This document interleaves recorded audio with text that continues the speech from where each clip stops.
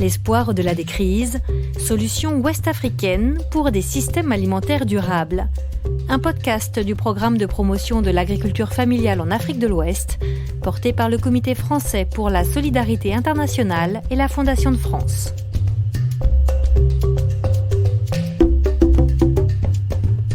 En Afrique de l'Ouest, comme partout dans le monde, les agriculteurs sont les premiers à observer les effets du réchauffement climatique dans leurs exploitations. Sécheresse, érosion des sols, pluies torrentielles, invasion d'insectes et perte des récoltes sont le lot de nombreux paysans ouest-africains. Pour faire face aux aléas grandissants de la météo, l'intensification écologique et l'agroécologie sont devenues des alternatives incontournables pour améliorer et rendre l'agriculture plus résiliente. Dans ce troisième podcast, L'espoir au-delà des crises, nous aborderons les enjeux de la transition agroécologique et comment de nombreux producteurs ouest-africains ont abandonné l'agriculture chimique pour se tourner vers des pratiques agricoles plus adaptées au changement climatique et qui permettent d'avoir un meilleur rendement. Je suis Vina Eridji et aujourd'hui nous recevons deux invités qui se mobilisent et proposent des solutions ouest-africaines très concrètes pour aborder le virage agroécologique. Martine Savadago, cofondatrice et codirectrice de l'entreprise Bioprotect au Burkina Faso, qui propose différents bio-intrants et biopesticides aux paysans.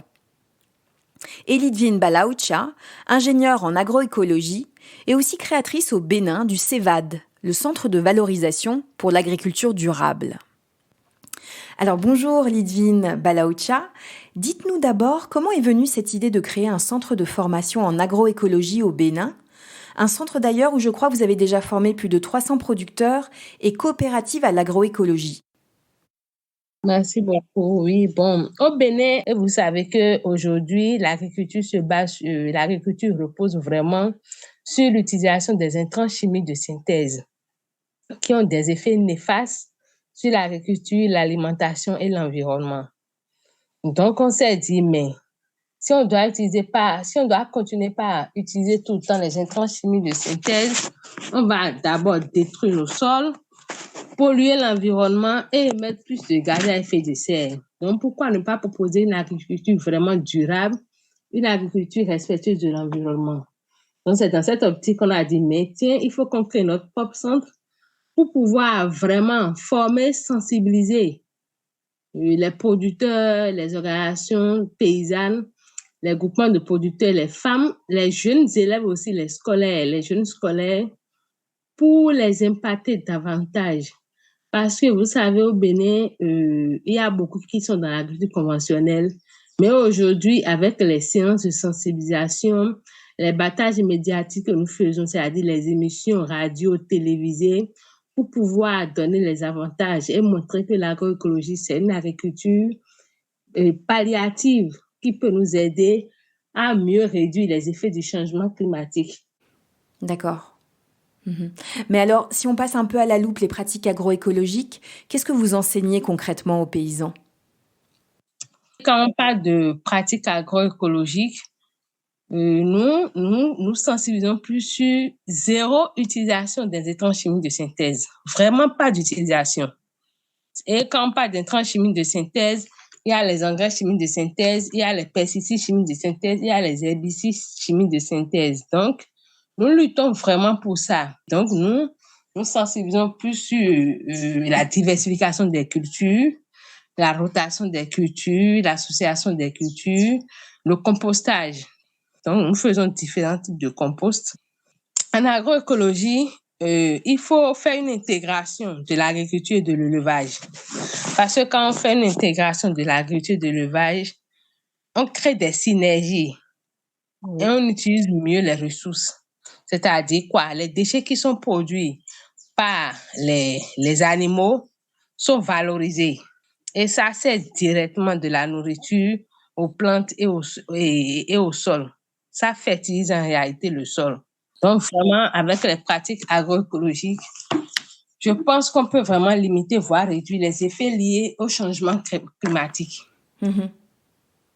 Alors vous, justement, Martine Savadago, vous vous êtes lancée au Burkina Faso dans la production d'engrais organiques et notamment dans la production de compost à base de déchets d'élevage. Est-ce qu'il y a des études qui ont été réalisées et qui montrent l'efficacité de l'agroécologie et notamment des bio-intrants? Oui, bon, j'ai pas trop les trucs techniques en tête, mais nous avons réellement fait des études d'efficacité sur les intrants. Et nous avons vraiment eu un taux d'augmentation de rendement de plus de 30 de 25 à 30% sur certaines cultures et même de 100% sur certaines cultures comme les terrains vraiment dénudés. Moi, j'ai produit 3 hectares où la terre était vraiment dénudée et personne n'a cultivé là-bas depuis plus de 40 ans.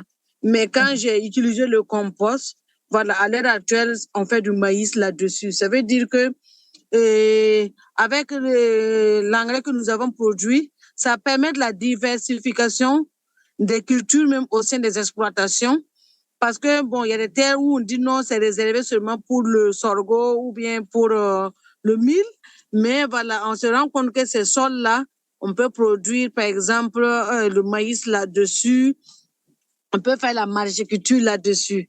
Voilà, mais c'est après l'utilisation vraiment du compost qui joue un rôle de couvert végétal et qui joue un rôle aussi d'apport de nutriments, de l'azote à la plante, voilà, qu'on peut vraiment travailler. D'accord. Et au Burkina, quel type d'engrais est plébiscité par les paysans? Bon, au niveau du Burkina, les paysans ont besoin d'un type d'engrais très azoté. Et bon, il faut se dire qu'un engrais complet, de l'humus, parce que nos terres ont perdu le couvert végétal dû au lessivage et puis à l'érosion. Et aujourd'hui, il faut, ce qui peut vraiment récupérer les terres au Burkina, c'est l'engrais organique. Voilà, ça peut éteindre vraiment l'effet toxique vraiment des herbicides et autres. Moi, j'ai personnellement utilisé, j'ai même utilisé pour récupérer des terres et ça donne beaucoup de résultats. Et je trouve qu'à l'heure actuelle, si on utilise vraiment de l'engrais organique, on peut vraiment nourrir le Burkina sans problème. Alors je reviens vers vous, Lidvine Balaoucha. Je voulais savoir, par rapport aux conséquences du changement climatique, telles que les inondations ou encore les sécheresses, qu'est-ce que l'agroécologie peut apporter comme réponse à ces problèmes? OK. Par rapport aux inondations, par exemple, ce qu'on préconise, quand il y a les inondations dans les champs, il faut essayer d'appliquer les mesures de conservation des eaux et des sols. Et on dit aux producteurs de faire des semis étalés. Les semis étalés dans le temps, c'est-à-dire quoi? C'est-à-dire qu'il faut faire des alternances dans ton semis. Là, s'il arrivait que il y a des pluies successives, des pluies violentes là, tu sais que tu ne perds pas tout ce que tu as semé, tout ce que tu as mis en terre. Et aussi, nous préconisons aussi la valorisation de nos semences locales, les semences paysannes. C'est très important. Vous savez, quand vous utilisez les semences paysannes, c'est-à-dire les semences locales, ils sont plus résilientes. Quel que soit l'effet du changement, ils sont très résilients. Et il y a aussi les cultures des plantes tolérantes à la sécheresse. Et comme culture de plantes tolérantes à la sécheresse, nous avons le pois d'Angole. Si la sécheresse est très longue, ça ne dérange pas du tout cette culture. Nous avons aussi chez nous le sorgho. Le sorgho aussi, qui est une culture, qui est une plante tolérante à la sécheresse. Nous avons aussi le manioc. Et est-ce que toutes ces pratiques agroécologiques dont on parle, est-ce qu'elles sont faciles à mettre en œuvre? Oui. Ce sont les pratiques qui sont mises, et qui sont très faciles à mettre en application. C'est pas du tout difficile, hein. C'est pas du tout difficile. Au début, quand on avait commencé par faire les formations, les producteurs ont trouvé que c'est un peu compliqué parce que quand on parle de l'agroécologie, ça nécessite beaucoup d'énergie et de temps. Mais au fur et à mesure, ils ont commencé par adopter ces pratiques. Mais il y a d'autres aujourd'hui qui ont quitté même l'agriculture conventionnelle pour l'agroécologie. tout de suite, on ne peut pas dire à un producteur de quitter l'agriculture conventionnelle radicalement pour l'agroécologie. Ce n'est pas possible. Donc, c'est pourquoi on parle de transition agroécologique. Donc, s'il y a des producteurs qui sont des piliers, qui sont des porteurs de messages, ils vont au fur et à mesure impacter les autres. Alors, Martine Savadago, pour changer de pratique et de paradigme dont parle Litvin Balaoucha, j'imagine qu'il faut aussi changer les mentalités. Est-ce qu'il y a encore des produits qui ne sont pas rentrés dans les habitudes des producteurs ?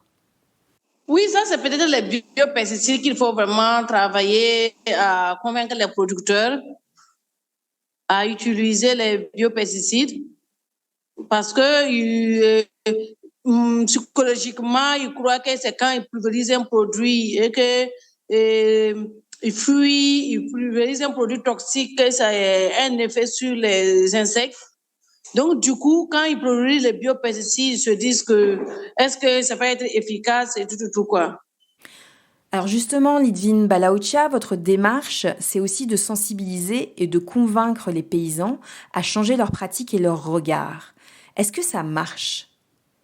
Ce qui est heureux, c'est que depuis un moment où nous avons commencé par faire vraiment la promotion des techniques et valeurs de l'agroécologie, ça a commencé par impacter, par faire effet tache d'huile au niveau des producteurs. Non, mais ce n'est même pas seulement au niveau des producteurs, hein, même au niveau du gouvernement béninois.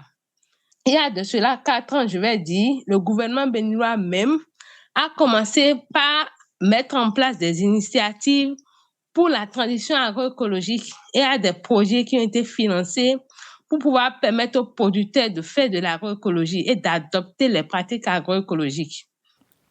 Mais il y a aussi la question du coût pour les producteurs. Et d'ailleurs, on dit souvent que cela coûte plus cher de se fournir en bio-intrants. Comment faites-vous, Martine Savadago, pour rester compétitive par rapport aux intrants chimiques ? Bon, comme ce sont des produits locaux, nous essayons d'étudier les producteurs et à ne pas être plus cher que le conventionnel pour qu'ils puissent aussi s'habituer. Donc, la marge est vraiment très, très faible.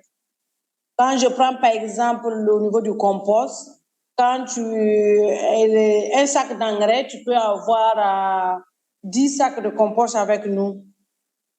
Bon, on essaie de calculer, par exemple, quand tu prends par exemple quelqu'un qui a 1 hectare, la personne dépense en produits chimiques autour de 115 000 francs pour l'hectare pour acheter des intrants chimiques.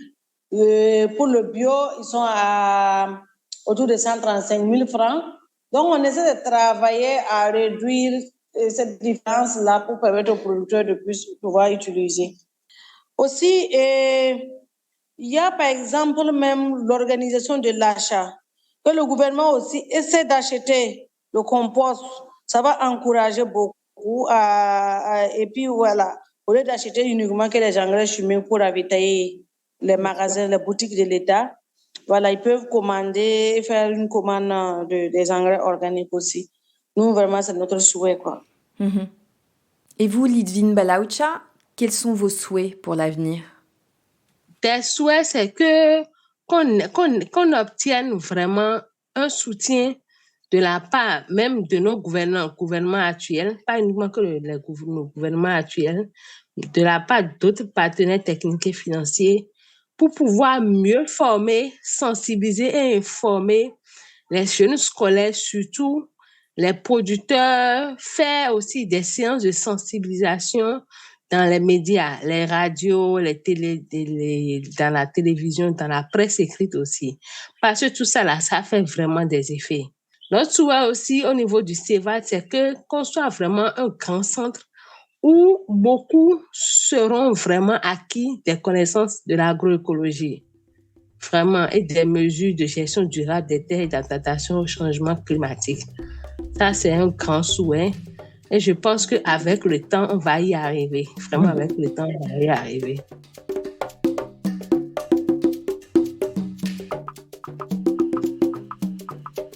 Ce podcast L'espoir au-delà des crises a été présenté par Vina Eridji et réalisé par le programme de promotion de l'agriculture familiale en Afrique de l'Ouest, porté par le CFSI et la Fondation de France. Pour en savoir plus, vous pouvez consulter l'ouvrage « L'espoir au-delà des crises » en accès libre sur le site internet alimentaire.org. Alimentaire s'écrit ALIMENTERRE. Vous pouvez également participer à une séance du festival de films documentaires alimentaires qui a lieu du 15 octobre au 30 novembre de chaque année.